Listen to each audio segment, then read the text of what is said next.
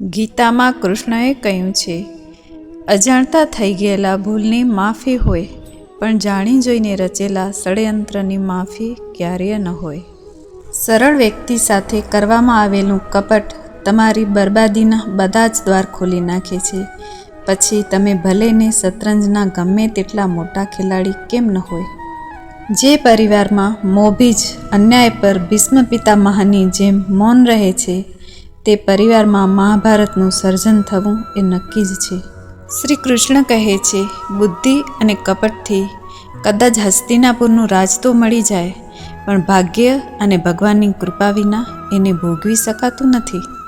ખોટું વહેલું કે મોડું પકડાઈ જાય છે, જ્યારે સાચું વહેલું કે મોડું પરખાઈ જાય છે. ખોટું પકડાઈ જાય ત્યારે અંત અને સાચું પકડાઈ જાય ત્યારે આરંભ થતો હોય છે.